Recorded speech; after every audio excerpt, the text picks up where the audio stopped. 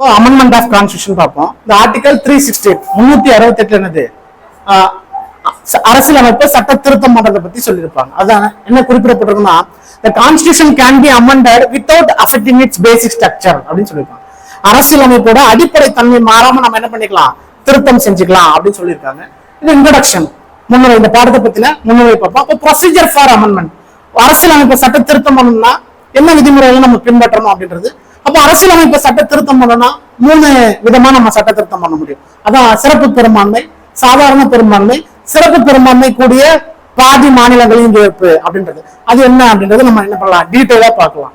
சரியா? நம்மளோட அரசியலமைப்புன்றது neither rigid நார் பிளெக்சிபிள். சரியா? ரொம்பவும் வளைஞ்சு கொடுக்காது, ரொம்பவும் என்ன பண்ணாது, கடினமாவும் இருக்காது அப்படின்றது. சரியா? அப்ப ரிஜிட்ன்றது யாரு? அமெரிக்காவோட அரசியலமைப்பு. சரியா? அமெரிக்கா அரசாங்கம் அவங்களோட கான்ஸ்டிடியூஷன் அவ்வளவு சுலபமா என்ன பண்ணிட முடியாது, திருத்தம் செஞ்சிட முடியாது.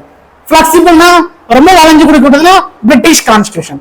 பிரிட்டிஷ் கான்ஸ்டிடியூஷன் அதுக்கு எப்படி வேணாலும் என்ன பண்ணுவாங்க, திருத்தம் தேவைப்படுற இடத்துல என்ன பண்ணிக்கலாம், திருத்தம் செஞ்சுக்கலாம் அது மாதிரி. ஆனா நம்ம அரசியலமைப்பு என்ன, நெய்தர் ரிஜிட் நார் பிளெக்சிபிள் அப்படின்றது. சரியா? அதுக்கடுத்து ஆர்டிகல் இது எதுல குறிப்பிடப்பட்டிருக்கும், இந்திய கான்ஸ்டிடியூஷன் 368. சரியா? அதான் நம்ம அரசியலமைப்புல 368 தான் அரசியலமைப்பு திருத்தம் செய்யலாம் அப்படின்றத குறிப்பிடப்பட்டிருக்கு. இது எத்தனாவது பகுதியில் வரும் அரசியலமைப்பு அப்படின்னா 20ல வரும். சரியா? 20வது பகுதி அரசியலமைப்புல 20வது பகுதியில அரசியலமைப்பு சட்ட திருத்தத்தை பத்தி குறிப்பிடப்பட்டிருக்கு. சரியா? அதுக்கு அடுத்தது அதுதான் அந்த 368 என்ன சொல்றாங்கன்னா, இது அரசியலமைப்பு திருத்தம் செய்யலாம், ஆனா அடிப்படை தன்மையை மாற்றக்கூடாது அப்படின்னு சொல்றாங்க. அது யாரு எந்த கேஸ் மூலயமா அதை திருத்தம் செய்யறாங்க அப்படின்னா யாருன்னா, கேசவனந்த பாரதி வழக்கு. முதல்ல அரசியலமைப்பு திருத்தம் செய்யலாம் அப்படின்றது இருக்கு. கேசவனந்த பாரதி வழக்கு தொடுத்து என்ன பண்றாரு, அரசியலமைப்பு திருத்தம் செய்யலாம், ஆனா அடிப்படை தன்மையை என்ன பண்ணக்கூடாது, மாறக்கூடாது அப்படின்னு சொல்லிட்டு என்ன பண்றாரு, அந்த வழக்குல தான் முடிவு செய்யறாங்க. சரியா? இப்ப எக்ஸாம்பிளா பாத்துக்கிட்டா, இப்ப நம்ம அடிப்படை உரிமை இருக்கு, அடிப்படை உரிமை ஃபண்டமெண்டல் ரைட்ஸ் இருக்கு. அப்ப ஃபண்டமெண்டல் ரைட்ஸ்ல திருத்தம் செஞ்சிருக்காங்க. என்ன பண்ணிருக்காங்க, ரைட் டு ப்ராப்பர்ட்டி அப்படின்றது, சொத்துரிமை அப்படின்றது சரத்து 31 இருக்கு. அந்த 31வது சரத்தை எடுத்துட்டு போயிட்டு என்ன பண்றாங்க, சட்ட திருத்தம் மூலமா, எத்தனாவது சட்ட திருத்தம், 44வது சட்ட திருத்தம் மூலமா கொண்டு போயிட்டு 307 வைக்கிறாங்க. அது மாதிரி திருத்தம் செய்யலாம், சின்ன சின்ன மாற்றங்கள் செய்யலாம். சரியா? ஆனா மொத்தமா அந்த பகுதியை நீக்கிடவோ என்ன கூடாது அப்படின்னு சொல்லிட்டு தான் என்ன பண்றாங்க, இந்த கேசவனந்த பாரதி வழக்குல ஃபைனலைஸ் பண்றாங்க. சரி, ப்ரொசீஜர் ஃபார் அமெண்ட்மெண்ட், சட்ட அரசியலமைப்பு சட்ட திருத்தம் பண்ணணும். நம்ம எப்படி சட்ட திருத்தம் பண்ணலாம், இப்ப நமக்கு தெரியும், லோக்சபா ராஜ்யசபா 2 அவை இருக்கும். பார்லிமெண்ட்ல என்ன பண்ணும், லோக்சபா மக்களவை, மாநிலங்களவை, ராஜ்யசபா அப்படின்னு. அதுக்கு கீழே இது இந்தியாவோட பார்லிமெண்ட், பாராளுமன்றம் அப்படின்றது. சரியா? இங்க என்னது, ஒவ்வொரு மாநிலத்துக்கும் ஒவ்வொரு ஸ்டேட்ஸுக்கும் என்ன இருக்கும், லெஜிஸ்லேட்டிவ் அசம்பிளி இருக்கும். லெஜிஸ்லேட்டிவ் அசம்பிளி, சட்டமன்றம் அப்படின்றது இருக்கும். நிறைய மாநிலங்கள் என்னது, மத்திய அரசாங்கத்தை போலவே 2 அவை இருக்கு. சரியா? அடுத்தது என்னது, லெஜிஸ்லேட்டிவ் கவுன்சில் அப்படின்னு இருக்கும். கீழவை மேலவைன்றது மாநிலங்களே இருக்கு, நிறைய மாநிலங்கள் இருக்கு, 2 அவை பின்பற்றாங்க. தமிழ்நாட்டுல என்னது, இந்த லெஜிஸ்லேட்டிவ் கவுன்சில் அப்படின்றது கிடையாது. சரி, அதை நீக்கிட்டாங்க. சரியா? சரி, இது நிறைய பழைய நம்ம ரிலேட்டிவ் யார்கிட்ட போனீங்கன்னா பாத்துருக்கலாம், வெளியில போர்டு வச்சிருப்பாங்க, legislative council, member of legislative MLC அப்படின்னு போட்டிருக்கும். எம்எல்ஏனா என்னது, சட்டமன்ற உறுப்பினர். சரியா? எம்எல்சினா லெஜிஸ்லேட்டிவ் கவுன்சிலோட உறுப்பினர். சரியா? மேலவையோட உறுப்பினர். அப்ப இது மாதிரி நிறைய அவைகள் இருக்கு. அப்ப லோக்சபால மக்களவையில இருந்து இப்ப அரசியலமைப்பு சட்ட திருத்தம் பண்ணணும், ஒரு மசோதா, சட்ட திருத்த மசோதா கொண்டு வராங்க. அப்ப அந்த சட்ட திருத்த மசோதாவை எங்க இருந்து ஆரம்பிக்கணும், லோக்சபால இருந்து ஆரம்பிக்கணும், ராஜ்யசபால இருந்து ஆரம்பிக்கணுமா, சரியா, சட்டமன்றங்கள்ல இருந்து ஆரம்பிக்கணுமா அப்படின்னு இருக்கு. சரியா? அப்ப சட்டமன்றங்கள்ல இருந்து ஆரம்பிக்க முடியாது, மாநில சட்டமன்றங்கள்ல இருந்து என்ன பண்ண முடியாது, ஆரம்பிக்க முடியாது. இந்த மசோதாவை, அரசியலமைப்பு சட்ட திருத்த மசோதாவை எங்க இருந்து ஆரம்பிக்கலாம், லோக்சபால இருந்து ஆரம்பிக்கலாம், ராஜ்யசபால இருந்து ஆரம்பிக்கலாம், எங்க இருந்தாலும் இந்த மசோதாவை என்ன பண்ணலாம், கொடுக்கலாம். சரியா? அப்ப லோக்சபால இருந்து ஆரம்பிக்கிறாங்கன்னு வச்சுக்கலாம். சரியா? இது பப்ளிக் பில்லாவும் இருக்கலாம், லோக்சபா ராஜ்யசபா. இது பப்ளிக் பில்லாவும் இருக்கலாம், பிரைவேட் பில்லாவும் இருக்கலாம். பப்ளிக் பில்னா யாரு, பிரைவேட் பில்னா யாருன்னா, பப்ளிக் பில்னா யாருன்னா அமைச்சர்கள் இருக்காங்கல்ல, அமைச்சர்கள் கொண்டு வந்தா என்னது, பப்ளிக் பில், அரசாங்க மசோதா. ஏன்னா அமைச்சர்கள் தானே அந்த அரசாங்கத்தை கையாளுறாங்க. அப்ப அமைச்சர்கள் கொண்டு வந்தா என்னது, பப்ளிக் பில். பிரைவேட் பில்ன்றது என்னது, பொதுமக்கள் கிடையாது, உறுப்பினர்கள். அமைச்சர்கள் அல்லாத உறுப்பினர்கள் இருப்பாங்க.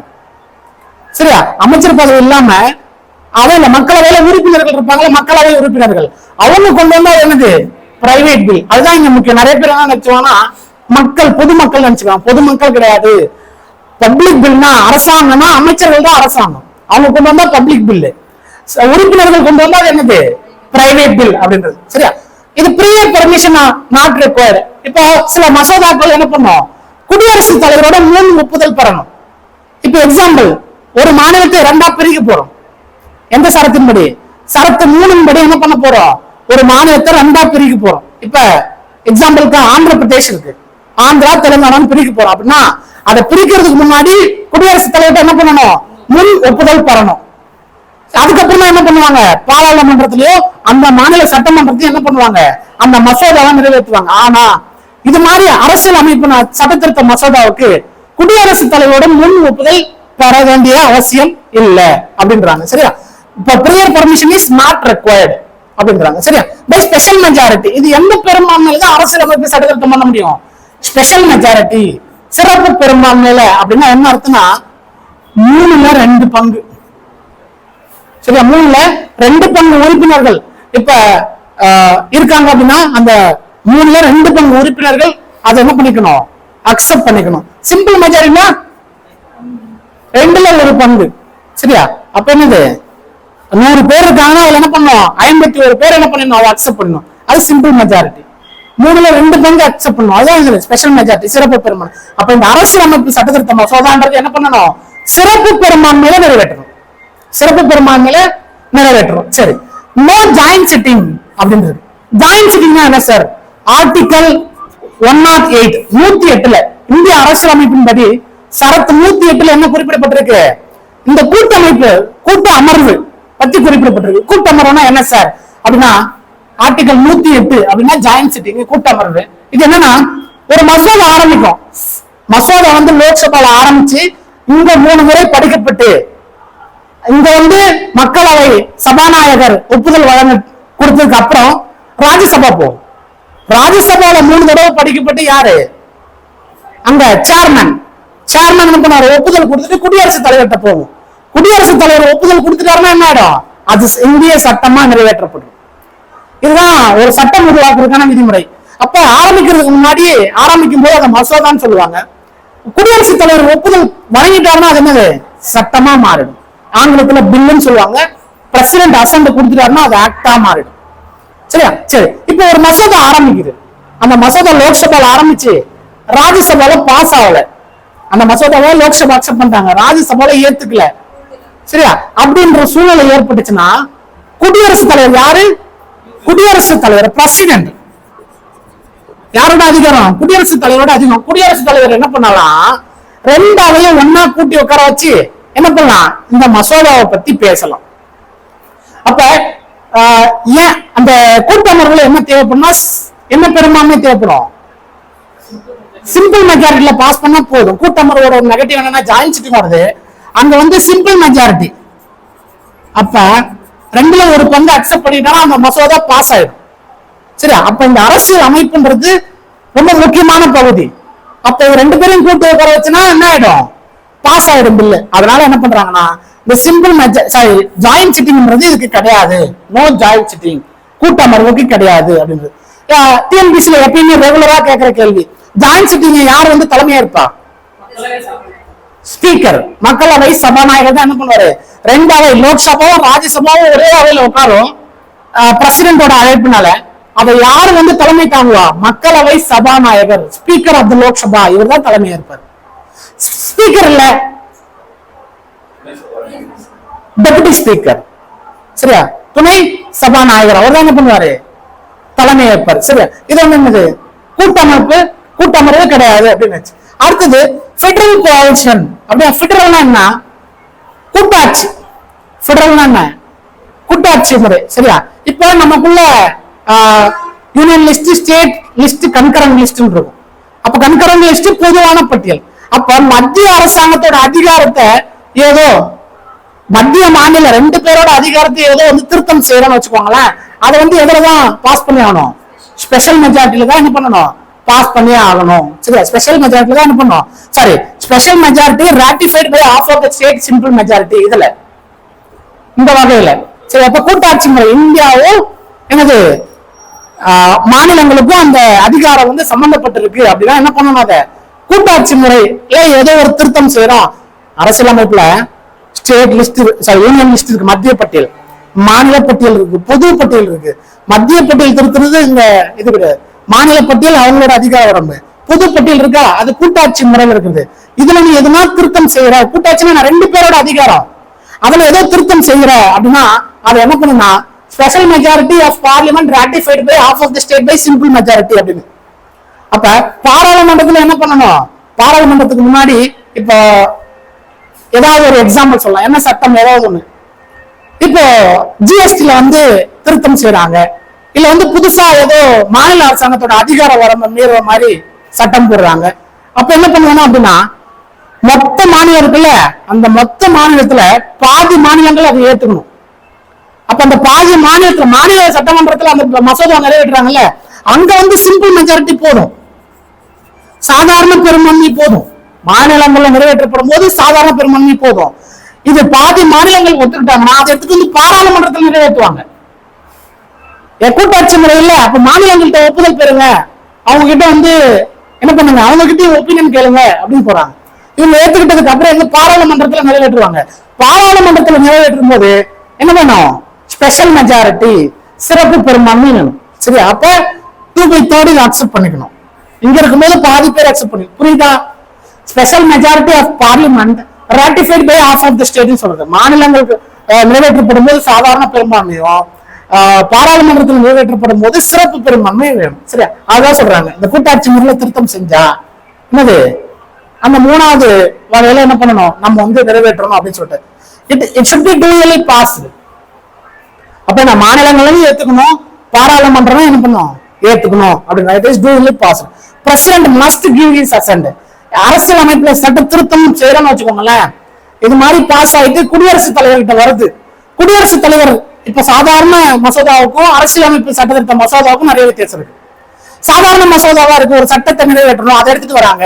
அப்ப என்ன பண்ணலாம், குடியரசுத் தலைவர் ஒப்புதல் வழங்கலாம், ஏன்னா எந்த விதத்துல பதிலும் சொல்லாம மேசை மேலே விட்டுடலாம், இல்ல நிராகரிக்கலாம், கையெழுத்து போட முடியாதுன்னு சொல்லலாம். சரி, இல்லைன்னா என்ன பண்ணலாம், திருப்பி கொடுக்கலாம், திருப்பி ரீகன்சிடரேஷன் கொடுக்கலாம், மறுசீராய்வுக்கு கொடுக்கலாம்.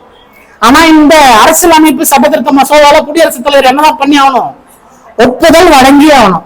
he must give his assent அப்படிங்கிறாங்க. ஏன்னா மாநிலங்கள் ஏத்து என்ன வருது, மாநிலங்கள் ஏத்துக்கணும், மாநிலங்கள் ஏற்றதுக்கு அப்புறம் இது சிறப்பு பெரும்பான்மை கொண்டு வராங்க. மக்களால் தேர்ந்தெடுக்கப்பட்ட பிரதிநிதிகள் 100ல என்ன பண்றான், அப்ராக்சிமேட்டா ஒரு 75 பேர் கிட்ட, சாதாரண 3ல 2 பங்கு அக்செப்ட் பண்றான். அப்ப என்ன பண்ணுனாங்க, கண்டிப்பா ஒப்புதல் வழங்கி ஆகணும் அப்படின்றது அவரோட கட்டாயம். சரியா, சரி, இல்லைன்னா நமக்கு வந்து முன்னுரையும் அது எப்படி நிறைவேற்றுறாங்கன்ற முறையும். சரி, அதுக்கு அடுத்தது அமெண்ட்மெண்ட் ஆஃப் கான்ஸ்டிடியூஷன். அரசியல் அமைப்பை எது மாதிரி விதமா நம்ம வந்து என்ன பண்ணலாம், திருத்தம் செய்யலாம். எதையெல்லாம் திருத்தம் செய்யணும்னா என்னென்ன பெரும்பான்மை வேணும் அப்படிங்கிற இதுதான் அரசியல் அமைப்புல இருக்க பகுதிகள். இந்த பகுதியில திருத்தம் செய்யணும்னா என்னென்ன பெரும்பான்மை வேணும், சாதாரண பெரும்பான்மை வேணுமா, சிறப்பு பெரும்பான்மை வேணுமா, பாராளுமன்றத்தில் சிறப்பு பெரும்பான்மை கூட, மாநிலங்களில் பாதி மாநில ஏற்புல சாதாரண பெரும்பான்மை. இது வந்து என்ன பண்ணுவாங்க அப்படின்னா கேட்பாங்க, இந்த ப்ரொவிஷன்ஸ் கொடுத்துட்டு இதுக்கு சிம்பிள் மெஜாரிட்டியில எதையெல்லாம் பாஸ் பண்ணலாம்னு கேட்பாங்க, இல்ல ஸ்பெஷல் மெஜாரிட்டியில எதையெல்லாம் பாஸ் பண்ணலாம்னு கேட்பாங்க, இல்லைன்னா இந்த special majority of parliament ratified by half of the state நிறைய முறை இந்த கேள்வி கேட்டிருக்காங்க.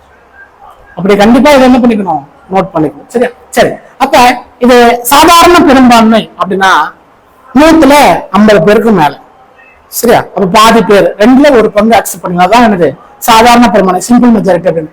அது எதெல்லாம் அப்படின்னா எஸ்டாப்ளிஷ்மெண்ட் ஆஃப் நியூ ஸ்டேட், ஒரு புதிய மாநிலங்கள் உருவாக்கும் போது, formation and alteration of boundaries, எல்லைகள் மாற்றம் செய்யப்படும் போது, அபாலிஷன் ஆஃப் லெஜிஸ்லேட்டிவ் கவுன்சில், இந்த சொன்னல மாநிலங்கள்ல மேலவை இருக்கும் லெஜிஸ்லேட்டிவ் கவுன்சில், இது வேணும் நீக்கினா என்ன பண்ணணும், சிம்பிள் மெஜாரிட்டி சாதாரண பெரும்பான்மையில தீர்மானம் நிறைவேற்றினா போதுமானது.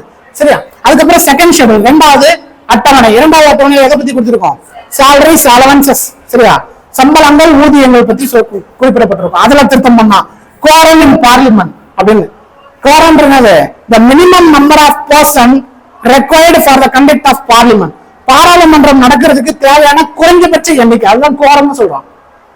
இப்ப அவை நடக்கணும்னா என்ன பண்ணணும், 10ல 1 பங்கு 500 45 பேர் இருக்காங்களா, 545 பேர். ஆனா 10ல் 1 பங்கு எவ்வளோ, கிட்டத்தட்ட 55 பேர். குறைஞ்சபட்சம் 55 பேர் இருந்தாதான் என்ன பண்ணுவாங்க, அவையை நடத்துவாங்க. அவைன்னு சொல்றது கோரம் அப்படின்றது. இப்ப நம்ம ஒரு வகுப்பு நடத்துறோம், ஒரு 50 பேரை கொண்ட வகுப்பா இருக்கு. இப்ப ஆடியோ இல்லைன்ட்டு என்ன பண்றாங்க, 45 பேர் நின்னுறாங்க, 5 பேர் மட்டும் தான் வந்திருக்காங்க. நம்ம கிளாஸ் எடுக்க முடியுமா, முடியாது. ஏன்னா இப்ப அந்த வகுப்பு எடுத்தா 45 பேருக்கு என்ன ஆயிடும், புரியாம போயிடும். அதனால என்ன பண்ணுவோம், குறைஞ்சபட்சமா 10ல் 1 பங்கு வந்திருந்தாலும் என்ன பண்ணுவாங்க, அவையை நடத்துவாங்க. இது பாராளுமன்றத்தோட விதி. சரியா? சரி. Salaries and allowances of parliament, பாராளுமன்ற உறுப்பினர்களோட சம்பளங்கள், ஊதியங்கள். ரூல் ஆஃப் ப்ரொசீஜர், நடத்தை விதிமுறை, அதுல மாற்றம் செய்யணும். இங்கிலீஷ் லாங்குவேஜ் இன் பார்லிமெண்ட், பாராளுமன்றத்தில் என்ன பண்றாங்க, முதல்ல ஹிந்தி மொழி தான் பர்மனண்டா என்ன பண்றாங்க, அங்க நடக்கிற எல்லாத்தையுமே ரெக்கார்ட் பண்ணி வைக்கிறாங்க. அதுக்கப்புறம் என்ன பண்றாங்க, ஆங்கிலமும் தற்காலிக மொழியா இருக்கட்டும் அப்படின்னு சொல்லிட்டு 15 ஆண்டுகளுக்கு என்ன பண்றாங்க, ஆங்கிலமும் தற்காலிக மொழியா இருக்கட்டும், ஹிந்தி மற்றும் ஆங்கிலத்துல எல்லா ஜீவோவும் நீங்க ரிலீஸ் பண்ணுங்க அப்படின்னு சொல்றாங்க. அப்புறமா என்ன பண்ணாங்க, 1963ல பர்மனன்ட் லாங்குவேஜ் ஆக்ட், நிரந்தர மொழி சட்டம்னு போடப்படுது. அந்த மொழி சட்டம் போடுறதுக்கு அப்புறம் என்ன பண்றாங்க, ஹிந்தியோட சேர்த்து ஆங்கிலமும் இனிமேட்டு நிரந்தர மொழியா என்ன பண்ணாங்க, பின்பற்றணும். அப்ப மத்திய அரசாங்கத்தால வெளியிடப்படுற ஜீவோ எல்லாமே ஹிந்தி மற்றும் ஆங்கிலத்துல வெளியிடப்படும் அப்படின்றாங்க. சரியா? Number of judges in supreme court. சரியா? இப்ப உச்ச நீதிமன்ற நீதிபதிகள் எண்ணிக்கையில ஏதாவது மாற்றம் செய்யணும் அப்படின்னா சாதாரண பெரும்பான்மை போதுமானது. Official language. சரியா? அபிஷியல் லாங்குவேஜ், மொழிகள். சிட்டிசன்ஷிப், குடியுரிமை. சரியா? அதுக்கு எலெக்ஷன் டு பார்லிமெண்ட், பாராளுமன்ற உறுப்பினரோட தேர்தல். யூனியன் பிரதேசங்கள் 5வது அட்டவணை, 6வது அட்டவணை. 5வது அட்டவணை என்ன, 5வது அட்டவணை எதை பத்தி குறிப்பிடும், எஸ்சி எஸ்டி மக்களுக்கான சிறப்பு சலுகைகள். சரியா? 6வது அசாம், திரிபுரா, மேகாலயா, மிசோரம் மக்களுக்கான சிறப்பு சலுகைகள். அது மாதிரி இது எல்லாமே சாதாரண பெரும்பான்மையில் நிறைவேற்றினா போதுமானது. சிறப்பு பெரும்பான்மை அப்படின்னா என்னது, இதுல ஒரு கேள்வி கேட்டாங்க. இந்த பாயிண்ட் இதுக்கு முன்னாடி நிறைய கிளாஸ் இருக்கும்போது சொல்லியிருக்க மாட்டேன். சரியா? அதுக்கப்புறம் நிறைய கேள்விகள் இது கேட்கப்படுது. அதனால தான் இந்த பாயிண்ட சேர்த்து கொடுக்கணும். சரி, ஸ்பெஷல் மெஜாரிட்டி கேக்குறீங்க அப்படின்னா ஒரு பில் என்ன பண்ணுவாங்க, ஒரு மசோதா 3 முறை படிக்கப்படணும். முதல் முறை படிக்கணும், 2வது முறை படிக்கணும், 3வது முறை படிக்கணும். 3வது முறை படித்ததுக்கு அப்புறம் தான் வாக்களிக்க சொல்லுவாங்க.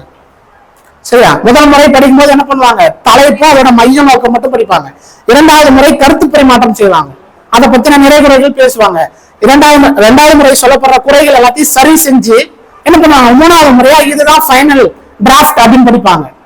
அப்ப அந்த 3 முறை படிச்சதுக்கு அப்புறம் வாக்களிப்பாங்க பாருங்க. அவங்க என்ன கேட்கறாங்கன்னா, ஸ்பெஷல் மெஜாரிட்டி சிறப்பு பெரும்பான்மைன்றது எல்லா நிலையிலும் இருக்கணுமா, இல்ல ஒரு முறை படிக்கும் போது, 2வது முறை படிக்கும் போது, இல்ல 3வது முறை படிக்கும் போது எல்லா நிலையில இருக்குமா, இல்ல ஒரு நிலையில இருக்குமா அப்படின்னு கேட்கறாங்க. அது நல்லா தெளிவா புரிஞ்சுக்கணும்.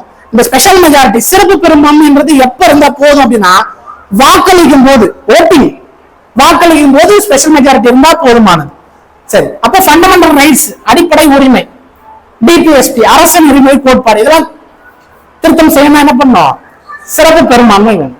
சரியா? சரி, அடுத்தது special majority of parliament ratified by half of the state by simple அப்படின்றது. அப்பனா என்னன்னா, இது மத்திய மாநில கூட்டாட்சி முறையில் இருக்கிற அங்கங்களை ஏதோ திருத்தம் செய்யணும் அப்படின்னா இந்த 3வது விதமா திருத்தம் செய்யணும். அப்படின்னா என்னன்னா, மாநிலங்கள்ல மொத்த மாநிலங்கள்ல பாதி மாநிலங்கள் ஏத்துக்கணும். அந்த மாநிலங்கள்ல ஏத்துக்கிறது சிம்பிள் மெஜாரிட்டி போதுமானது. சரியா? சாதாரண பெரும்பான்மை போதுமானது. அதை பாராளுமன்றத்தில் அறிமுகப்படுத்தும் போது, பாராளுமன்றத்தில் நிறைவேற்றப்படும் போது அங்க என்ன தேவை, ஸ்பெஷல் மெஜாரிட்டி தேவை, சிறப்பு பெரும்பான்மை தேவை அப்படின்றது. சரியா?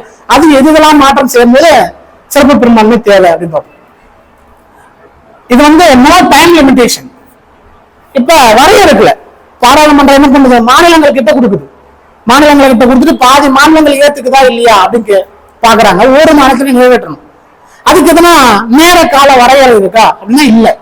சரியா? ஒரு தேர்வுல கேட்டிருந்தாங்க, குரூப் 2 எக்ஸாம்ல, இது நேர அளவிடு 6 மாசம் டைமா இல்ல 3 மாசம் டைமா, எவ்வளவு நாள்ல இப்ப ஒரு மசோதா இந்த அவையில லோக்சபால அதாவது மக்களவையில மாநிலங்களவைக்கு ஒரு மசோதா போகுது. அப்ப ஒரு அவையில அந்த மசோதா எவ்வளவு நாளா நிறைவேற்றணும், 6 monthsல ஒரு அவையில ஒரு மசோதா நிறைவேற்றப்பட்டு இன்னொரு அவைக்கு கொடுக்கப்பட்டா அந்த மசோதாவுக்கு அதிகபட்ச வாழ்நாள் எவ்வளவு, 6 மாத காலம். அந்த 6 மாதத்து காலத்துக்குள்ள அது நிறைவேற்றணும். இல்லைன்னா அந்த என்ன மசோதா இறந்ததான் அறிவிக்கப்படும். இறந்ததா அறிவிக்கப்படும் அந்த மசோதா ஏற்றுக்கொள்ளப்படாது. அது மாதிரி எந்த விதமான டைம் லிமிடேஷனும் கிடையாது. எல்லா மாதத்தையும் ஏத்துக்கணும்னு எந்த விதமான நேர அளவீடு கிடையாது. எலெக்ஷன் ஆஃப் பிரசிடென்ட் இது குடியரசுத் தலைவரோட தேர்தல் ஏதாவது மாற்றம் செய்யணுமா, அப்ப என்ன பண்ணும், இந்த 3வது படியும் பண்ணணும். சரியா? Executive power of union and state, மத்திய மற்றும் மாநில அரசாங்கத்தின் நிர்வாக அங்கங்கள், நிர்வாக பகுதி, அதுல ஏதாவது திருத்தம் செய்யணுமா? சரியா? Legislative power of union and state, சட்டம் இயற்றும் அங்கம், மத்திய மாநில அரசாங்கத்தோட சட்டம் இயற்றும் அங்கம். 7வது அட்டவணை என்னது, லிஸ்ட், பட்டியல், மத்திய பட்டியல், மாநில பட்டியல், பொது பட்டியல், எஞ்சிய பட்டியல். இந்த பட்டியல் என்ன பண்ணுவோம், மத்திய பட்டியல இருந்து பொது பட்டியல வைப்போம், இல்லைன்னா மாநில பட்டியல இருந்து பொது பட்டியல வைப்போம். அது மாதிரி இல்ல பொது பட்டியல இருக்கும்போது மத்திய அரசாங்கத்திலயும் மாநில அரசாங்கத்திலயும் வைப்போம். அது மாதிரி வைக்க போடும்போது என்ன பண்ணோம், இந்த 3வது விதத்துல என்ன பண்ணோம், திருத்தம் செய்யணும். சரியா? Representation of states in parliament அப்படின்றது. சரியா? அது power of parliament to amend the constitution அப்படிங்கிறது. அரசியல் அமைப்பு சட்ட திருத்தம் செய்யணும்னா என்ன பண்ணும், அரசியலமைப்பு சட்ட திருத்தம் பண்ணாலும் என்ன பண்ணணும், இந்த 368 படி அரசியலமைப்பு சட்ட திருத்தம் பண்ணாலும் இந்த special majority of parliament ratified by half of the state by simple majority அப்படின்ற முறையில என்ன பண்ணணும், திருத்தம் பண்ணணும். இதுதான் இந்த அரசியல் அமைப்பு திருத்தம் செய்யறதுக்கான விதிமுறைகள். நம்ம காஞ்சி ரேடியன் ஐஏஎஸ் அகாடமில என்ன பண்ண போறோம் அப்படின்னா, ஒவ்வொரு பாடத்துல இருந்து ஒவ்வொரு தலைப்புகளும் என்ன பண்ண போறோம், தெள்ள தெளிவா மாணவர்களுக்கு புரியும் விதமா நம்ம என்ன பண்ண போறோம்னா வீடியோஸ் அப்லோட் பண்ண போறோம். அந்த வீடியோஸ் தினசரி உங்களுக்கு சேரணும் அப்படின்னா காஞ்சி ரேடியன் ஐஏஎஸ் அகாடமி அப்படின்ற யூடியூப் சேனலை சப்ஸ்கிரைப் பண்ணுங்க, லைக் பண்ணுங்க, ஷேர் பண்ணுங்க, கமெண்ட் பண்ணுங்க. தேங்க்யூ.